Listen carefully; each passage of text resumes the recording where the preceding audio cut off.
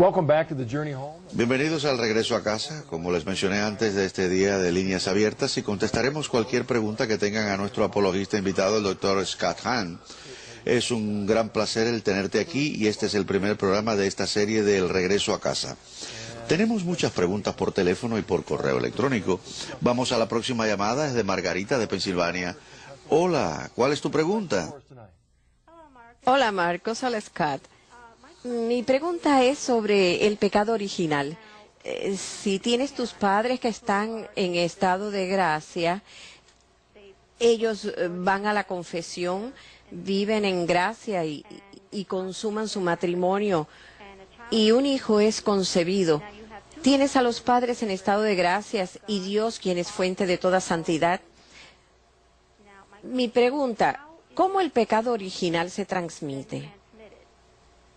En la sección 404 del Catecismo dice que es un pecado que se transmite a toda la raza humana.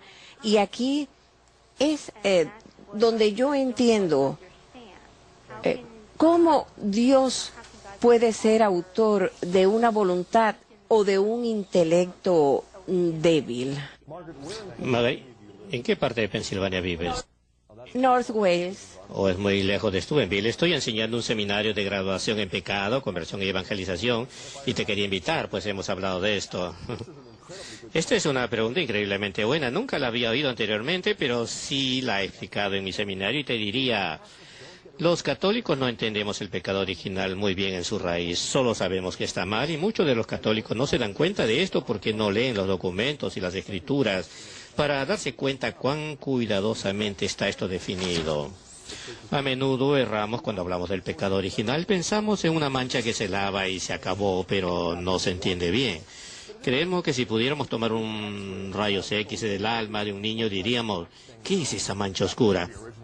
Esa debe ser el pecado original. No, el pecado original no es nada de esto. De hecho, los padres de la Iglesia definen muy cuidadosamente qué es lo que hizo Adán en la propagación en nuestra raza de este pecado primero. Lo transmitió y esto es una desgracia. Nosotros no teníamos la gracia, la perdimos y el pecado original es simplemente la falta de la gracia divina que necesitamos para cumplir el objetivo para el cual fuimos creados. Es por esto que el bautismo hace respecto al pecado original es restituir en nuestra alma lo que se ha perdido. No importa cuán santo puedan ser tus padres, no importa cuán santo puedo ser yo, tenemos que renovar nuestra alianza. Y esto es un proceso natural que no viene de la divinidad. Es algo que la naturaleza humana propaga, es algo que nos falta de la vida divina. Y esto le llamamos gracia.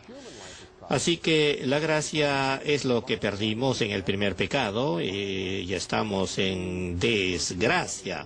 Perdimos, fuimos desheredados, el compartir la condición divina de hijos. Pero en cuanto nos bautizamos, esto regresa a nosotros. Tenemos el pecado original sin nuestro consentimiento y es por esto que bautizamos a los niños, para restaurar su gracia que perdió sin su consentimiento.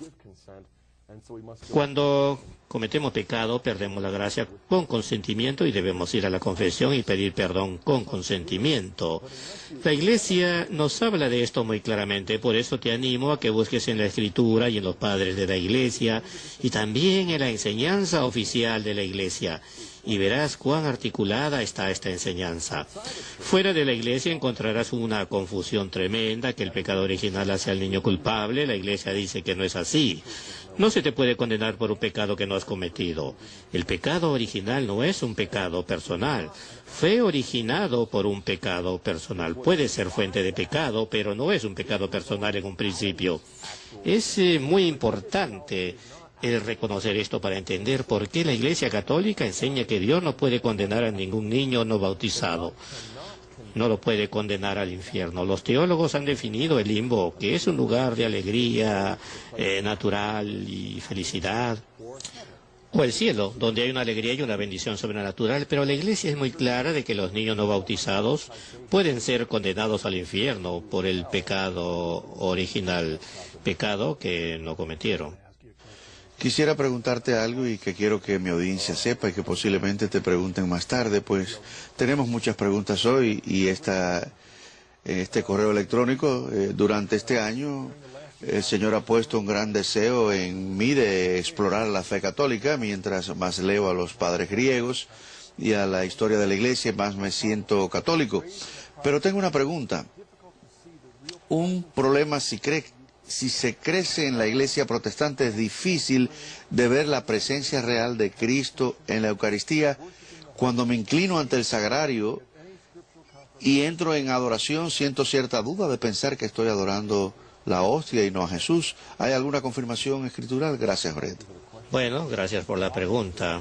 Obviamente voy a ir al capítulo 6 del Evangelio de Juan, donde Jesús dice, no una vez ni dos veces, sino 4 veces, si no comen mi carne y beben mi sangre, no tendrán vida eterna. El que come mi carne y bebe mi sangre tiene vida eterna, pues mi carne es verdadera comida y mi sangre verdadera bebida. Si comen mi carne y beben mi sangre, permanecen en mí y yo en ustedes. Por si esto no fuera poco, puede ver el pasaje en 1 Corintios 10:11, y si tuviera más tiempo entraría en toda la explicación de Pablo de cómo los corintios, al desacrar la Eucaristía y como resultado están enfermos y algunos se han muerto. ¿Por qué?